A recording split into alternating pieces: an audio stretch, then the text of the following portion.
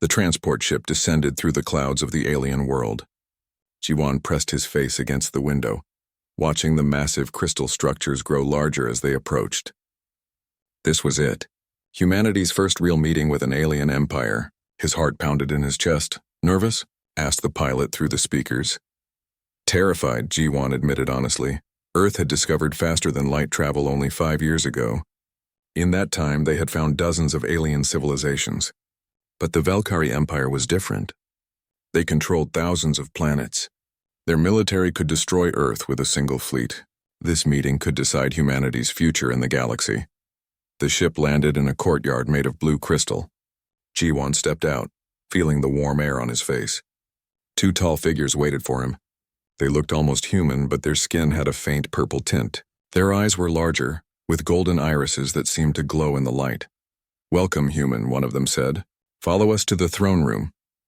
Jiwan walked behind them through corridors that sparkled like diamonds.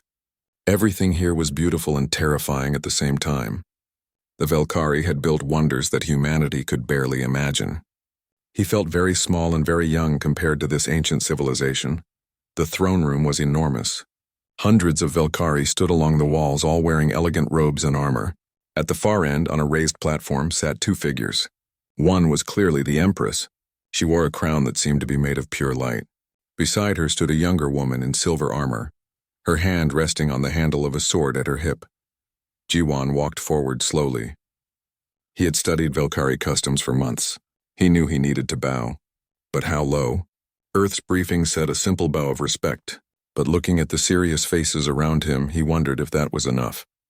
He stopped at the appropriate distance and bowed from the waist. He held it for 3 seconds, then straightened. The room went silent. The kind of silence that made Jiwan's skin crawl. Had he done something wrong? The young woman in armor stepped forward. Her face twisted with anger. "How dare you?" she hissed. Her voice echoed through the chamber. "Princess Aaron, please," said one of the advisors. "No," Aaron shouted. "This creature insults our mother, our empire, and our ancestors with such a pathetic gesture." She drew her sword in one smooth motion. The blade glowed with purple energy. For this disrespect, death is the only answer. Jiwan's training kicked in. He didn't move. Running would make it worse. He kept his hands visible and his face calm, even though his heart felt like it might explode. Aaron moved toward him with frightening speed. The sword hummed as it cut through the air. Jiwan closed his eyes, thinking of Earth, of his family, of all the things he would never see again. "Stop!" The voice was not loud, but it filled the entire room. Jiwan opened his eyes. The Empress had stood up. She had one hand raised. Aaron had frozen in place, her sword just inches from Jiwan's neck. He could feel the heat from the energy blade on his skin. "Mother," Aaron said, confused. The Empress walked down from her throne slowly. She moved with grace that came from centuries of life. Her eyes studied Jiwan carefully, looking at every detail of his face, his hands, his posture. "Lower your sword." "Daughter," the Empress said softly. "But I said lower it." Aaron pulled the sword back, but she didn't put it away. Her golden eyes burned with rage as she stared at Jiwan. The Empress circled Jiwan like a predator studying prey. He forced himself to breathe normally. She stopped in front of him and reached out, tilting his head to see his left ear. Her eyes widened slightly. "Show me your left shoulder," she commanded. Jiwan hesitated, then pulled aside his collar. There was a birthmark there, shaped like 3 stars in a line. The Empress gasped. The entire court began whispering. Aaron looked between her mother and Jiwan, completely lost. "What is happening?" Aaron demanded. The Empress turned to face her daughter. She placed both hands on Aaron's shoulders. "Daughter, I have kept secrets from you. Secrets passed down through our bloodline for 3,000 years. Secrets that only the Empress may know until the time comes." "What secrets?" Aaron's voice shook. "Long ago, our greatest seers had a vision. They saw a being from a blue world, with marks of destiny on his body. They saw him arriving at our palace at a specific time, when 3 of our moons aligned in the sky." The Empress pointed at the window. Outside, 3 moons hung in perfect formation. They prophesied that this being would join with our royal line, that this union would come at our empire's darkest hour, and that it would either save us or destroy us completely. The whispers grew louder. Jiwan felt dizzy. This couldn't be real. Prophecies weren't real. "You cannot mean," Aaron started. He is your destined husband, the Empress said clearly. The throne room erupted. Nobles shouted in outrage. Guards gripped their weapons. Aaron stumbled backward, her face pale. No, Aaron whispered. No, this is impossible. He is human. They are barely civilized. They have only just learned to travel between stars. They are weak, small, primitive. I cannot. The prophecy is absolute, the Empress said. I have seen the signs myself. The timing, the marks, the genetic tests we ran on his DNA when his ship entered our atmosphere. Everything matches, Jiwan found his voice. Excuse me, Your Majesty, but I think there has been a mistake. Earth sent me here to discuss trade agreements and peace treaties, not marriage. The Empress looked at him with something like sympathy. Young human, you may not believe in destiny. Your people are logical and scientific, but the universe is far older and stranger than you know. Forces exist that your science cannot yet measure. You are here because you were always meant to be here. This is insane. Aaron threw her sword to the ground. The clang echoed through the chamber. I will not marry this creature. You will, the Empress said firmly. But I am not cruel. You will both have one lunar cycle. 30 days. You will spend time together. You will learn about each other. At the end, if you still refuse, I will consider alternatives. But you must give this a genuine chance. The fate of our empire may depend on it. Aaron looked at Jiwan with pure hatred. He looked back at her with fear and confusion. Both of them were trapped in a situation neither wanted nor understood. The Empress clapped her hands. Guards, prepare rooms for our honored guest. Advisors, send word to Earth that their representative will be staying with us for an extended visit. And someone pick up my daughter's sword before she does something else dramatic. As guards led Jiwan away, he looked back at the throne room. Aaron stood there, fists clenched, looking like she wanted to kill him. The Empress watched everything with knowing eyes.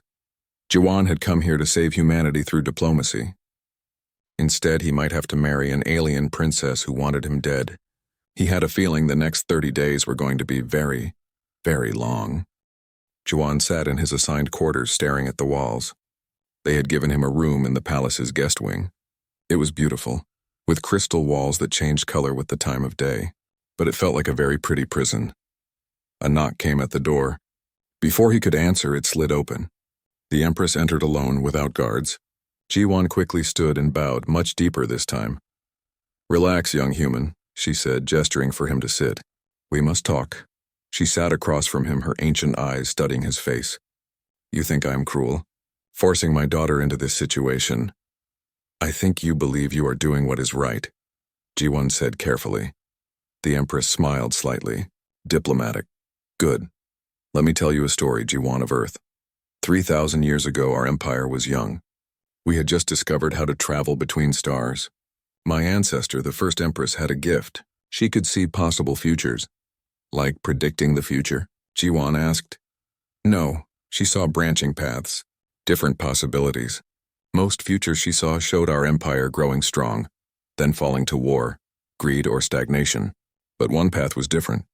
One path showed us surviving for tens of thousands of years, spreading peace and knowledge across the galaxy. In that path, she saw something strange. She saw one of her descendants joining with a being from a world covered in blue water. Jiwan felt cold. Earth. She did not know its name. She only saw the vision. She wrote down everything. The timing when 3 moons would align. The marks on his body, 3 stars on his shoulder. The shape of his ear, which would be slightly different from our own. She wrote that he would arrive shortly after his people learned to cross the stars. And she wrote that he would come in a time of great danger. What danger? Jiwan asked. The Empress stood and walked to the window. That is what troubles me. The prophecy speaks of our darkest hour, but I do not know what that means. We are strong. Our military is vast. Our empire is stable. What could threaten us so badly that we would need help from a newly spacefaring species? Maybe the prophecy is wrong, Jiwan suggested. I thought that too. For years. But then your ship appeared in our space. Then you arrived on the exact day of the alignment. Then I saw the mark on your shoulder. Then our doctors analyzed your DNA and found that you are genetically compatible with Velkari biology. Do you understand how rare that is? Out of thousands of species in the galaxy, only a handful can produce offspring with us. And you, from a planet we have never visited, from a species we have never contacted, somehow have the right genetic structure. That is unlikely, Jiwan admitted. It is impossible. Unless forces beyond our understanding are at work? The Empress turned to face him. I know this is difficult, but I must ask you to try. For both our peoples.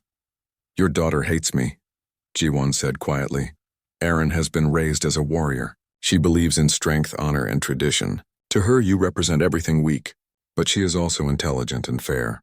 If you can show her that humanity has value, that you have value, she will see it. She is angry, but she is not blind. And if I fail? The Empress's face darkened. Then perhaps we are doomed. Perhaps the darkest hour will come and we will fall because we could not accept help from those we considered beneath us. Pride has destroyed many empires, Jiwan. It would be sad if it destroyed ours. After the Empress left, Jiwan lay on the strange alien bed and thought about everything. He had volunteered for this mission because he wanted to help Earth. He wanted to make sure his planet had a future among the stars. He never imagined it would mean this. The next morning, guards came for him. They took him to a training hall where Erin waited, wearing combat armor and holding a training staff. The Empress says I must spend time with you, Erin said coldly. Fine, I will test you. In my culture, we judge people by their actions, not their words. If you want me to see you as anything other than a weak creature, you will fight me. Jiwan looked at the staff she tossed at his feet. I am not a trained warrior. I know. This will be quick. Erin took a fighting stance. Jiwan picked up the staff. It was heavier than he expected. He had some combat training from his military service, but nothing like what Erin clearly possessed. She moved like water, her stance perfect. She attacked without warning. Her staff blurred through the air. Jiwan barely managed to block. The impact sent shocks through his arms. She hit him 3 more times before he could react, each blow controlled but painful. Too slow, Erin said. Again. They fought for an hour. Erin won every single exchange. But Jiwan noticed something. She was a better fighter, but she used the same patterns. She favored her right side. She always attacked high first, then low. Enough for today, Erin said finally. She was not even breathing hard. Jiwan was covered in sweat and bruises. Over the next week, they fought every day. Erin continued to win, but Jiwan lasted longer each time. He studied her moves. He started predicting her attacks. He could not beat her, but he was learning. On the 8th day, he managed to land a hit. His staff tapped her shoulder before she blocked. She froze, surprised. Lucky, she said. Maybe, Jiwan agreed. But the next day, he landed 2 hits. And the day after, 3. Erin stopped after their session on the 10th day. You learn fast. For a human. We are good at adapting, Jiwan said. It is one of our strengths. Strength is power. Strength is speed. What you have is just cleverness. And cleverness is not valuable? Erin opened her mouth, then closed it. She seemed to think about this. Come with me tomorrow. Not to fight. I want to show you something. The next day, Erin took him to an observation deck. Through the massive window, they could see space. A Velkari warship passed by, enormous and powerful. My empire controls 3,000 star systems, Erin said. We have the strongest military in this region of space. We have never been conquered. We have never surrendered.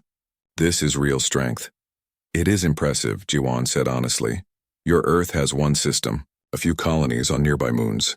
No real military. If we wanted, we could take your world in a day. She looked at him. So tell me why I should respect you. Tell me why the prophecy would choose someone from such a weak species. Jiwan thought carefully before answering.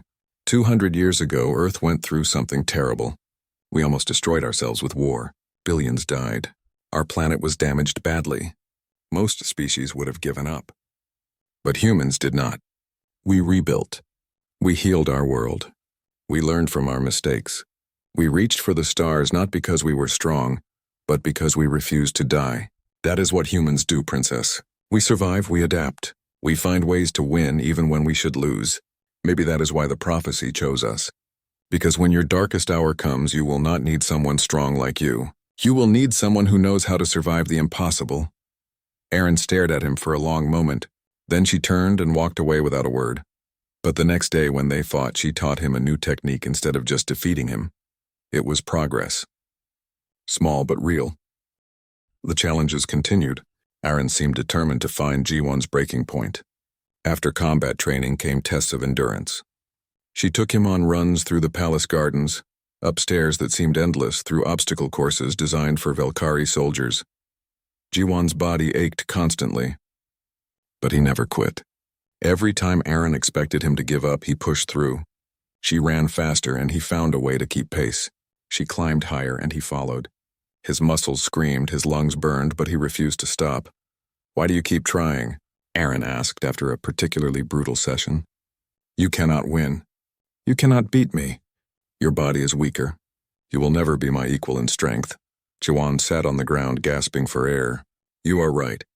I will never be as strong as you. But I do not need to beat you.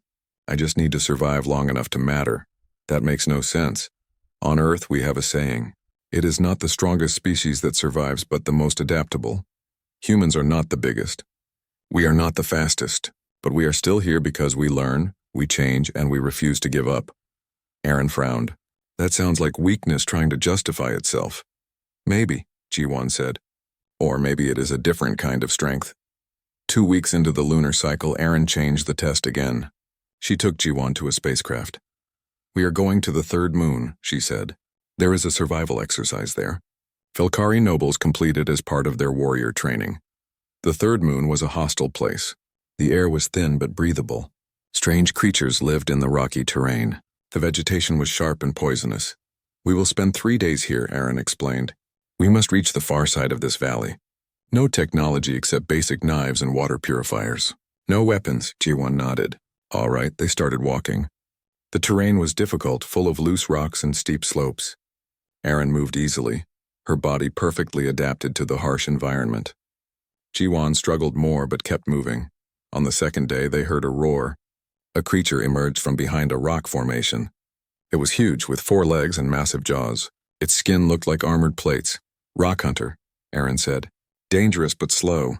We can outrun it," they ran. The creature chased them, surprisingly fast for its size. They climbed up a steep cliff face. Jiwon's arms trembled as he pulled himself up. Aaron reached the top first and turned to help him. The rock hunter slammed into the cliff below them. The impact shook the whole structure. Rocks began to fall. "Move!" Aaron shouted. They ran along the cliff edge. Behind them, the creature climbed, destroying the rock face as it came. They reached what looked like a safe area, but the ground suddenly gave way. Aaron fell through a hidden crack in the rock. Jiwon heard her scream and managed to grab her arm before she disappeared into the darkness below. He braced himself against the rock, holding her weight. "Pull me up," she demanded. Jiwon tried. She was heavy and he was already exhausted. His arm muscles burned. "I cannot." "You are too heavy." "Then let go. Save yourself." "No, do not be stupid, human. If we both fall, we both die." "Then we both die," Jiwon said through gritted teeth. "But I am not letting go." He looked around desperately. There was a rock outcrop near Aaron's feet. "Can you reach that ledge below you?" Aaron looked down. "Maybe, but it looks unstable." "It is better than falling."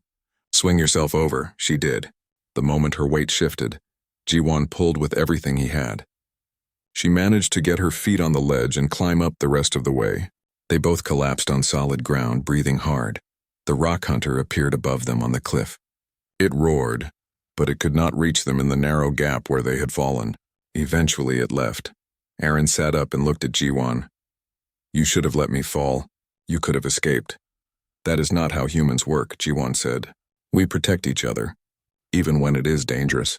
Even when it does not make sense. Why? Because alone we are weak. Together, we are strong. Humanity survived because we learned to help each other. We learned that saving your friend today means they might save you tomorrow." Aaron was quiet for a long time.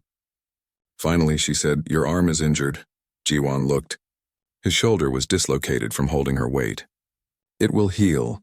Without asking, Aaron moved behind him. "This will hurt." She manipulated his arm quickly, and Jiwon felt a pop as the joint went back into place. The pain was intense, but it faded to a dull ache. "Thank you," he gasped. "You saved my life," Aaron said quietly. "In my culture, that creates a debt. A bond. I do not want you to feel like you owe me. It is not about owing. It is about respect." She stood and offered him her hand. "Come, we still have a day of travel." They walked together through the hostile moon. Aaron helped Jiwon over difficult terrain. He showed her which plants were safe to eat using survival techniques from Earth. They worked as a team. That night, sitting by a small fire, Aaron spoke. I have been unfair to you. I judged your entire species based on assumptions. That was wrong. You were protecting your empire. I understand. No, it was pride. I believed Velkari were superior to everyone. But today you showed me something. You are not stronger than me. You are not faster. But when I needed help, you did not hesitate. You did not calculate the risk. You just acted. That is bravery. That is honor. That is strength I did not recognize. Jiwon smiled. Does this mean you do not want to kill me anymore? Aaron laughed. It was the first time he had heard her laugh. I still think this prophecy is strange. And I still do not understand why fate would choose you. But I am beginning to think that maybe there is more to humanity than I believed. That is all I can ask for. They returned to the palace on the third day. The Empress met them in the courtyard. I heard about your adventure. You both did well. Mother, Aaron said, I need to speak with you. About the prophecy. About Jiwon. I have been thinking. An explosion rocked the palace. Alarms began blaring. Guards ran in all directions. In the sky, ships appeared. Huge warships that Jiwon did not recognize. The Empress's face went pale. No, it cannot be. Not now. What is it? Aaron demanded. The Korthax Dominion, the Empress whispered. Our ancient enemies. They are attacking. Jiwon looked at the ships darkening the sky. He understood now. This was the darkest hour. The prophecy was coming true. The palace shook as energy weapons struck the shields. Alarms screamed through every corridor. Velkari guards ran to their positions, armor clanking, weapons charging. Jiwon followed Aaron and the Empress through the chaos. They reached a command center where holographic displays showed the battle. Dozens of Korthax ships surrounded the planet. More were arriving every minute. How did they get through our defenses? Demanded General Torak, a scarred Velkari warrior with gray in his hair. They used some kind of stealth technology, an officer reported. By the time our sensors detected them, they were already in attack position. The Empress's face was hard. Send word to all fleets. Call everyone home. We must defend the throne world. It will take days for the nearest fleets to arrive, Torak said. Then we hold for days. Another explosion. The lights flickered. On the display, G1 watched enemy landing craft descending toward the palace. They are trying to capture you, Empress, Torak said. If they take you hostage, the Empire will be paralyzed. I will not hide while my people fight, the Empress replied. Mother, he is right, Aaron said. You must go to the secure bunker, and you? Aaron drew her sword. The blade hummed with energy. I will defend our home. The Empress looked at Jiwon. And you, human? This is not your fight. You can take a ship and flee to Earth. Jiwon thought about it for exactly 1 second. No, Aaron saved me on the moon. Now I will stand with her. You have no weapons, no armor. You are not a soldier. Actually, Jiwon said, I was a soldier before I became a diplomat. Special forces. I know how to fight. Aaron looked at him with surprise. You never mentioned this. You never asked what I did before. The Empress smiled grimly. Then fight well, both of you, and survive. The prophecy says you are our hope. I am beginning to believe it. She left with her personal guards. General Torak began organizing the defense. Aaron grabbed Jiwon's arm. Come with me. I will get you proper equipment. They ran to an armory. Aaron tossed him a light armor vest and a plasma rifle. Do you know how to use this? Jiwon checked the weapon.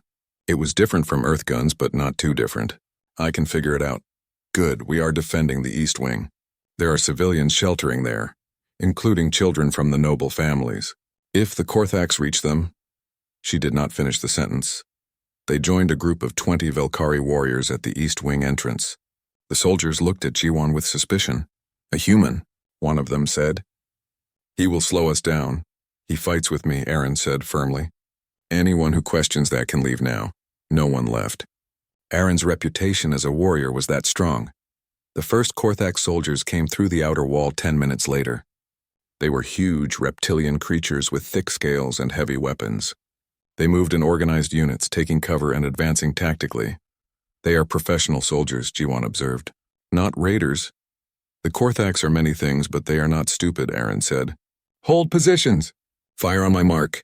The battle began. Plasma bolts filled the air. The Velkari fought with fierce determination. Aaron was like a storm. her sword cutting through energy blasts, her movements too fast to follow. She killed 3 Korthax in the first minute. G1 took position behind cover and started firing. He did not try to match Aaron's style. Instead, he used tactics from Earth. Patience, precision, he aimed for weak points in the Korthax armor. He coordinated with the soldier next to him, covering each other's blind spots. "You fight smart," the soldier said, surprised. "Humans are good at that," G1 replied. The Korthax kept coming. They had numbers and heavy weapons. Slowly, the Velkari defenders were pushed back. One corridor, then another. They were running out of room. "We need to collapse this hallway," G1 said. "Trap them in the bottleneck." "How?" Aaron asked, cutting down another enemy. G1 looked at the crystal walls. "These walls are strong, but they are brittle. If we hit the support points with enough force, the ceiling will come down." "That is crazy. It will work. Trust me." Aaron looked at him, then nodded. "Everyone fall back." G1 has a plan. They retreated to the next intersection. G1 pointed at specific spots on the walls. "Concentrate fire there, and there." The Velkari aimed and fired. The crystal cracked, then shattered. The ceiling groaned. The Korthax realized what was happening and tried to retreat, but too late. Tons of crystal fell, sealing the corridor. It worked. A soldier shouted. "They will find another way," G1 said. "But we bought time." They moved to the next defensive position. The pattern repeated. The Korthax would attack, and Aaron would fight like a demon while G1 used strategy and tactics to multiply their effectiveness. They were a strange team, but they worked. Hours passed. G1 lost track of time. His arms ached from carrying the rifle. His armor was scorched from near misses. But they held the line. Then a child screamed. G1 turned and saw a Korthax soldier who had flanked them somehow. The soldier was heading toward the room where civilians sheltered. He kicked down the door and G1 saw terrified faces inside. Velkari children huddled together. G1 ran. He did not think. He just moved. The Korthax raised his weapon toward the children. G1 tackled him from the side. They crashed into the wall. The Korthax was bigger and stronger. He threw G1 off easily, but Aaron was there. Her sword took the Korthax's head off in one clean strike. She pulled G1 to his feet. "That was reckless. They were children." "I know." Her voice softened. "That is why it was also brave." A little Velkari girl, no older than 6, peeked out from the room. She looked at G1 with wide golden eyes. "You saved us. Even though you are not Velkari," G1 knelt down to her level. "Where I come from, we protect all children, not just our own." The girl ran forward and hugged him. Other children followed. Suddenly, G1 was surrounded by small Velkari children, all thanking him. Some of the adult civilians came out too, looking at him with something like wonder. Aaron watched this scene. Something changed in her expression. Something soft and warm. "Come on," she said gently. "We still have work to do." They fought through the night. At dawn, reinforcements finally arrived. The first of the Velkari fleets dropped from orbit, and their ships began driving the Korthax back. By midday, the attack was broken. The Korthax retreated to space and jumped away. They had failed to capture the palace or the Empress. G1 and Aaron stood in the damaged corridor, surrounded by exhausted soldiers. They had held. They had survived. The Empress came to them personally. Her robes were dirty, her crown slightly crooked, but she stood tall. "You did well. All of you." She looked at G1. "Especially you, human. You fought for my people as if they were your own. You risked your life for Velkari children. Why?" "Because it was right," G1 said simply. The Empress smiled. "The prophecy spoke of a union that would save us. I think I understand now. It is not just about bloodlines or genetic compatibility. It is about showing us that we are not alone, that other species can care for us, fight for us, stand with us." She looked at her daughter. "What do you think, Aaron?" Aaron stepped close to G1. She was covered in dirt and blood, her armor dented, but her eyes were clear. "I think," she said slowly, "that I was wrong about humans. About him, he is brave. He is smart. He is compassionate. And when I needed someone to stand with me in battle, he did not hesitate." She turned to face G1 directly. "I still do not fully understand this prophecy, but I do understand respect, and I do understand honor. You have both. Does this mean the lunar cycle test is over?" G1 asked. Aaron actually smiled. "The test was over the moment you held my weight on that cliff and refused to let go." I was just too stubborn to admit it. But the moment was broken by an aide running up. Empress, General Torak requests urgent counsel.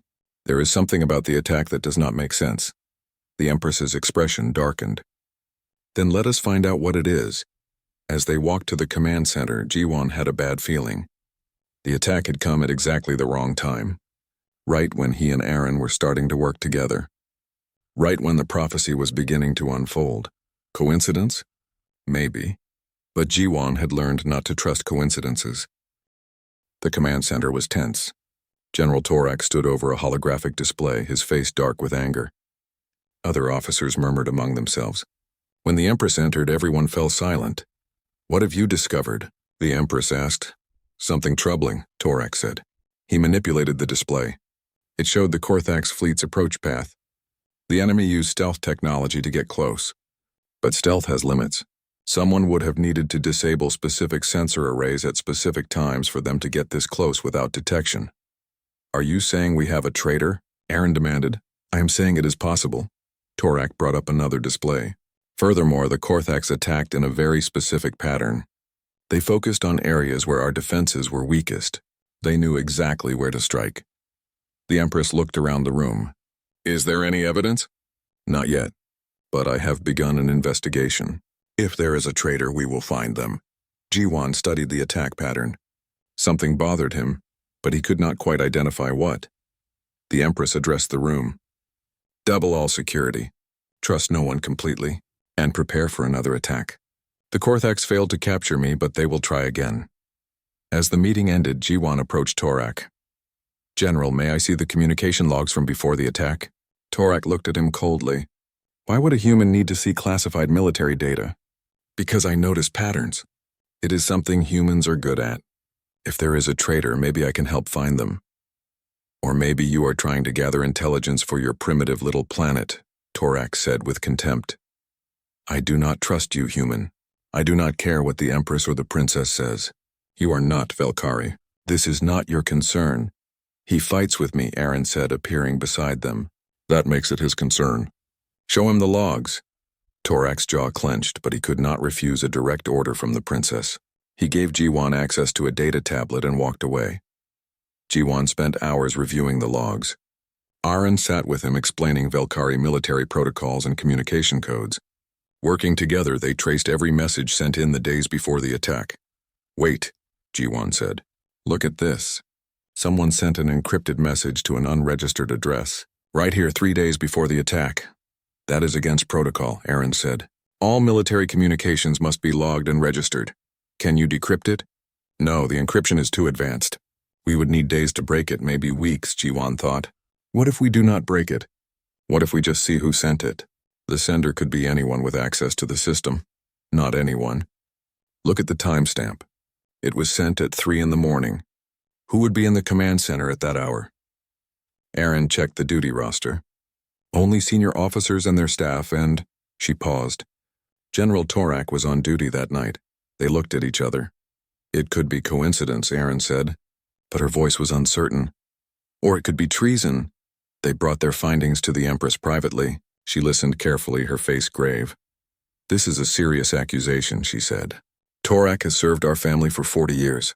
He is a war hero. Which makes him the perfect traitor, Jiwon said. No one would suspect him. He has access to everything. He knows all our defenses, but why would he betray us? I do not know. But we need to find out.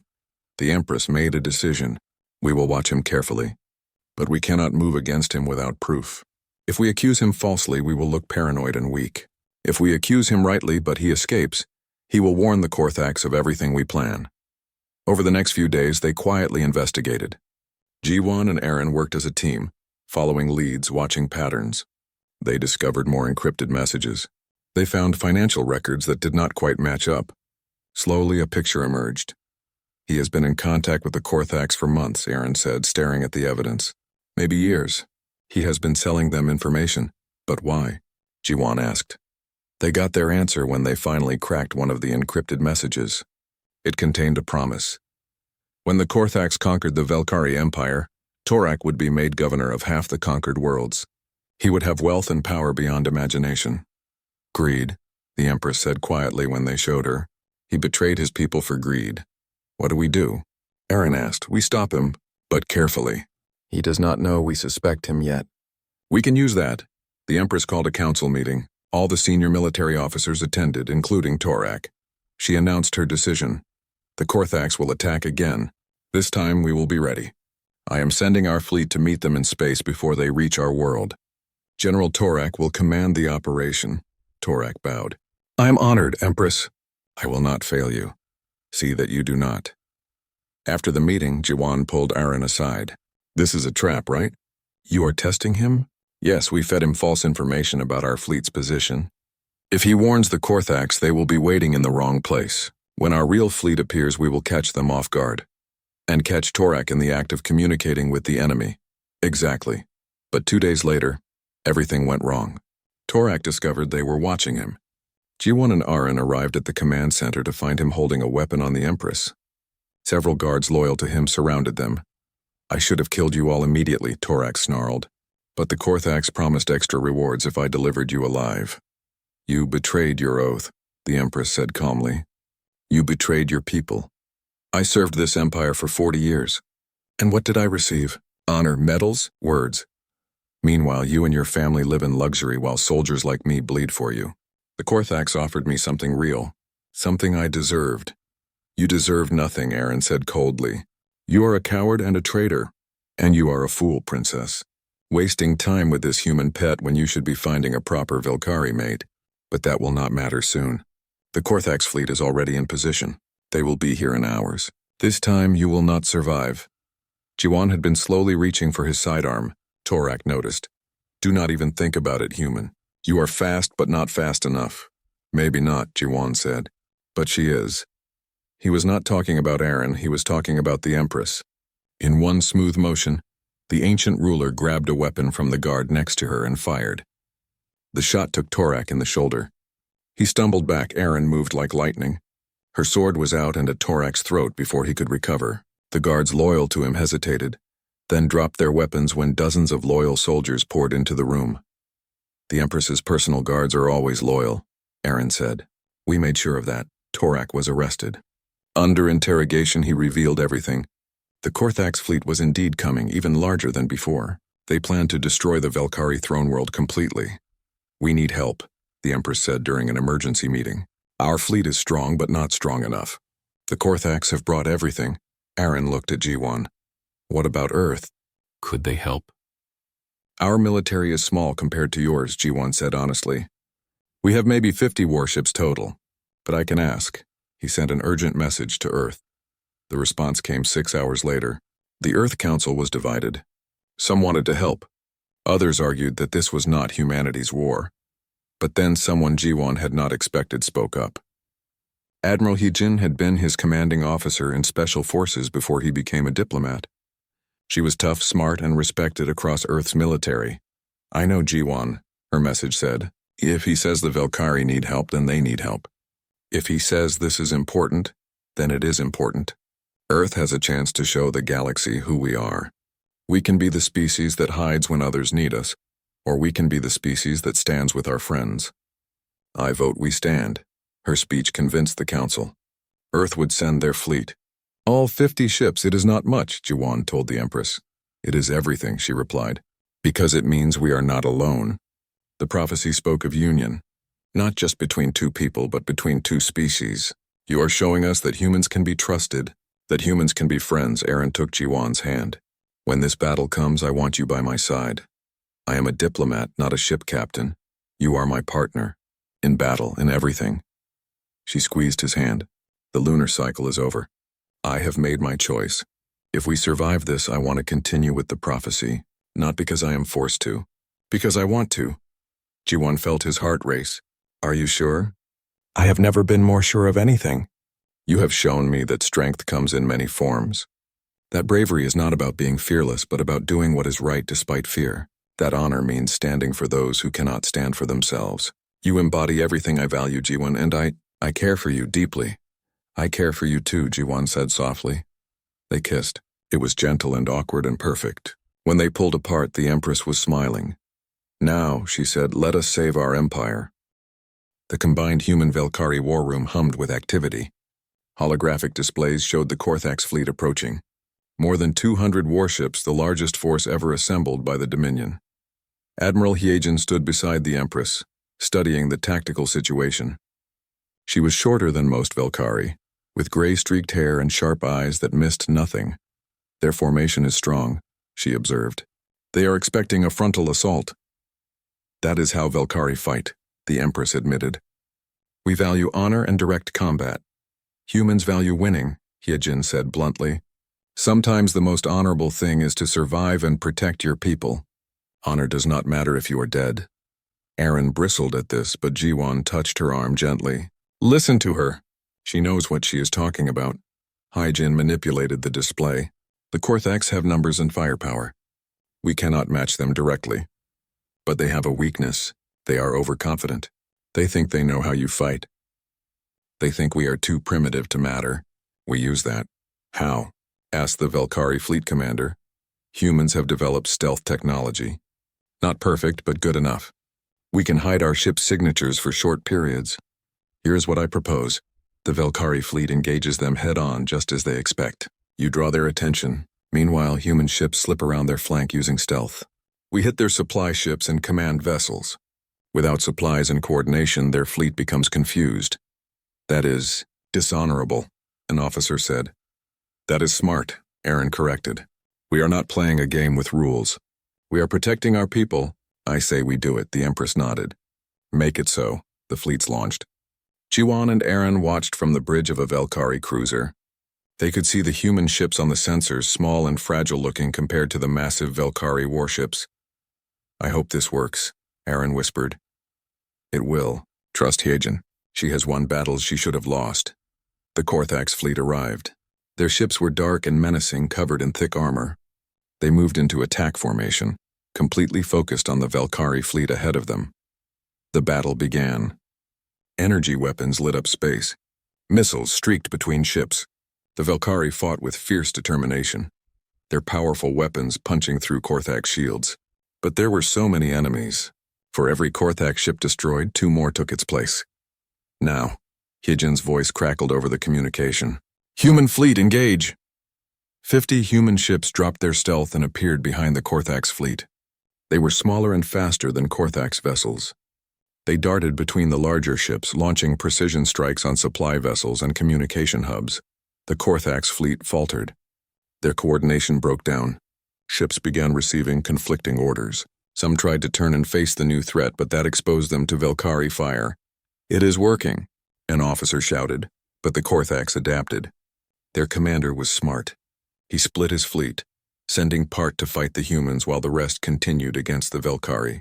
The humans were fast, but they were also vulnerable. Their shields were weaker, their armor thinner. Jiwon watched 2 human ships take critical damage. They need help. What can we do? Aaron asked. Jiwon studied the battlefield. An idea formed. We go after their flagship. If we kill the command ship, the whole fleet loses coordination permanently. That ship is at the center of their formation. We would have to fight through dozens of vessels to reach it. Then we do not fight. We slip through. Aaron looked at him. Explain. The Korthax ships are big and slow. There are gaps in their formation. If we use a smaller, faster ship, we can navigate through those gaps. We get close to the flagship before they realize we are coming. Then we board it and destroy it from the inside. That is insane. That is human tactics, Jiwon said with a slight smile. Aaron thought for a moment, then grinned. I like it. Let us go. They took a fast assault ship with a team of elite Velkari soldiers and Minho who had insisted on joining. The ship dove into the battle, weaving between massive warships. Korthax guns fired at them, but they were moving too fast to hit. There, Jiwon pointed at the flagship. It was enormous, twice the size of any other ship. They approached from below, using the battle's chaos as cover. When they got close, they attached to the flagship's hull with magnetic clamps. Cutting through, Minho said, using a plasma torch to burn an entrance. They boarded the flagship. Alarms immediately blared. Korthax soldiers came running. The Velkari warriors fought with incredible skill, but the corridors were narrow, limiting their effectiveness. This way, Jiwon led them deeper into the ship. He had studied the Korthax ship design during the flight. He knew where the bridge should be. They fought through 3 decks. Minho took a hit to his armor but kept moving. One Velkari soldier fell, then another. But they reached the bridge. The door was sealed. Heavily armored. "We will never cut through in time," Aaron said. Jiwon looked around. "We do not need to. Minho, can you access their power systems?" "Maybe. Why?" "Because every ship has safety protocols. If main power fails, emergency systems kick in, including opening all sealed doors so crew can evacuate. That will take 30 seconds. They will realize what we are doing. Then we hold them off for 30 seconds. Minho ran to the power junction. Jiwon, Aaron, and the remaining soldiers formed a defensive line. Korthak soldiers poured into the corridor.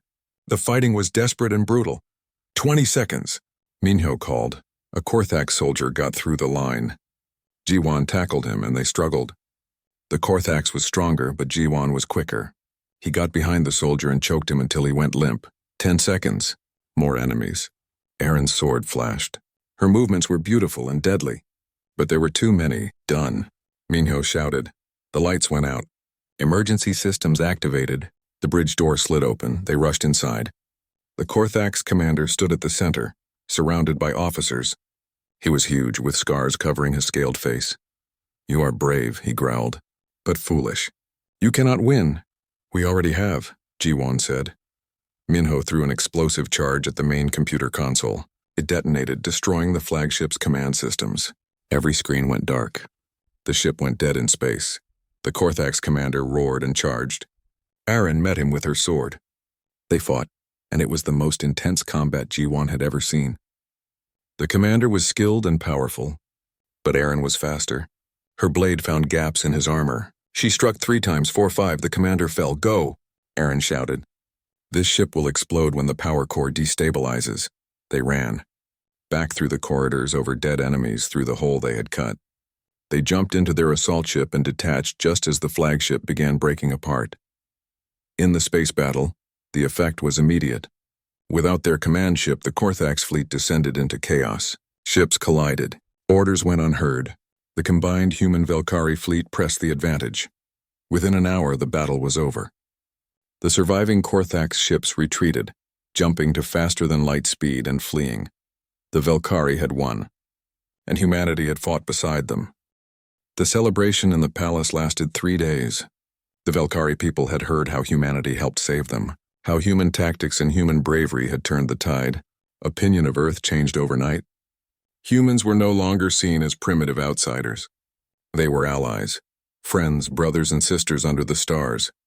Jiwon stood on a balcony watching the city below. Lights sparkled in celebration. The crystal buildings glowed with joy. Aaron found him there. She wore a traditional ceremonial dress instead of armor. She looked beautiful. "You are alone?" she asked. "Just thinking. About how I came here expecting to negotiate trade agreements. Instead, I fought in a war, helped stop a traitor, and fell in love with an alien princess." Aaron smiled. "Life is surprising." "Very." She stood beside him, close enough that their arms touched. "The Empress wants to hold the ceremony tomorrow. Are you ready? Are you?" Jiwon turned to face her. "Aaron, I need to know this is what you really want." "Not because of prophecy, not because of duty, because you choose it. I told you before. I choose you. I choose us." She took his hands. "At first I saw only a weak human who did not belong here. But you showed me strength I did not understand. You showed me that compassion is not weakness. That strategy is not cowardice. That different does not mean inferior. You taught me to see beyond my assumptions. And in doing that, you made me a better person, a better warrior, a better leader. You did the same for me. You showed me that honor matters, that fighting for something bigger than yourself gives life meaning, that being strong enough to protect others is a worthy goal. We balance each other." "We do," she agreed. "So yes, I am ready. The question is, are you ready to marry an alien princess and become part of a galactic empire?" Jiwon laughed. "When you put it that way, it sounds intimidating." "Good. You should be a little intimidated by me." They kissed as the 2 moons rose above the city. The next day, the ceremony was held in the palace's grand hall. It had been repaired from the battle damage and decorated with flowers from 100 worlds.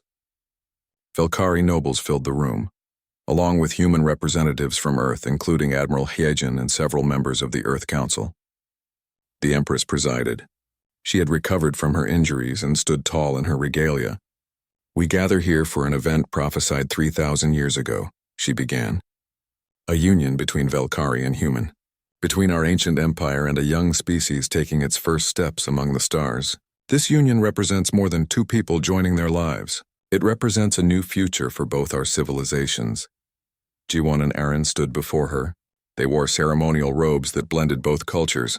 Velkari designs with human modifications. Aaron, daughter of my blood, warrior of our empire. Do you accept this human as your partner? Your equal, your chosen one. I do, Aaron said clearly. Jiwon, son of Earth, diplomat and warrior. Do you accept this Velkari as your partner? Your equal, your chosen one? I do, Jiwon replied. The Empress smiled. Then by the power vested in me by ancient tradition and current authority, I declare you joined. Two hearts, two species, one future. The hall erupted in applause. Humans and Velkari cheered together. After the ceremony, there was a feast. Jiwon found himself talking with Velkari nobles who had once ignored him. They asked about Earth, about human culture, about what humanity could offer the galaxy. We are not the strongest, Jiwon told them honestly. We are not the oldest or the wisest, but we try. We adapt, we learn, and we stand with our friends.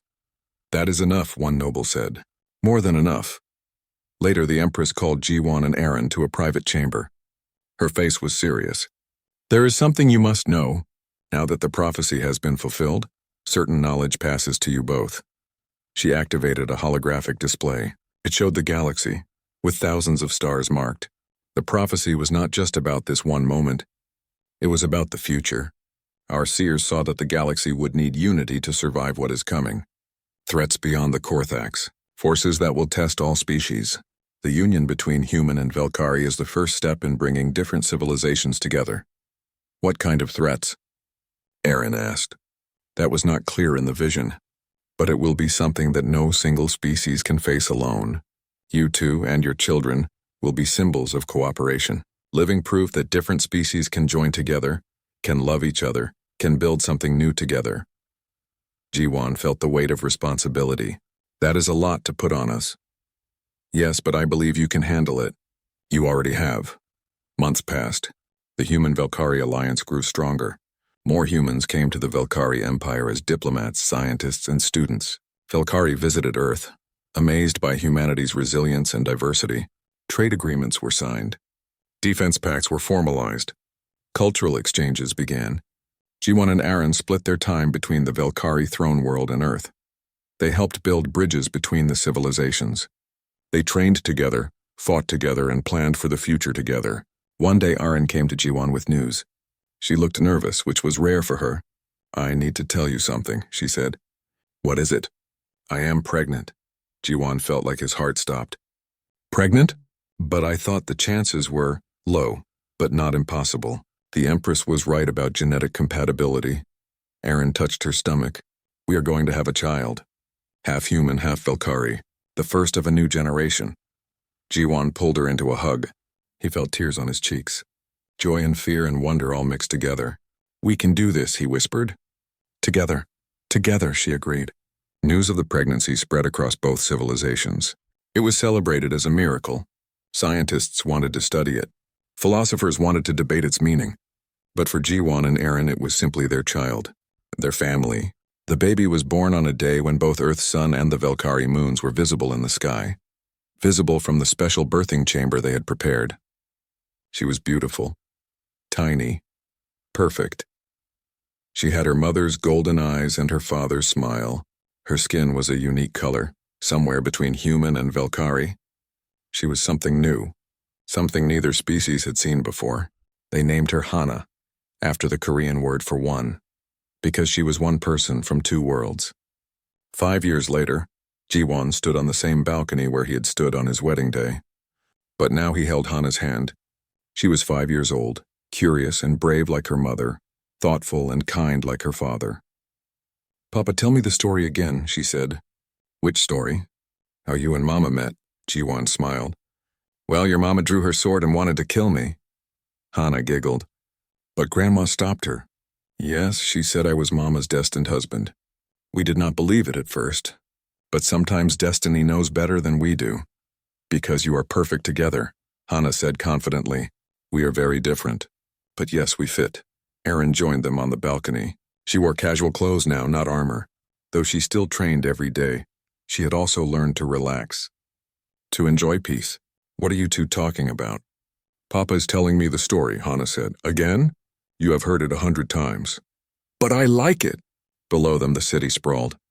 Velkari and humans walked together in the streets. Children of both species played in the parks. Mixed couples like Jiwon and Aaron were no longer unusual. The galaxy was changing, slowly but surely. Do you ever regret it? Aaron asked quietly. Leaving your old life behind? Jiwon thought about Earth, about his friends and family there. He visited often, but this was his home now. This palace, this city, this empire, this woman and this child. No, he said honestly. I found something here I never knew I needed.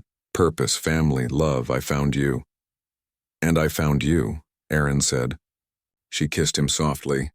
Thank you for being stubborn enough to survive that first day. Thank you for not killing me. They laughed. Hannah hugged both of them.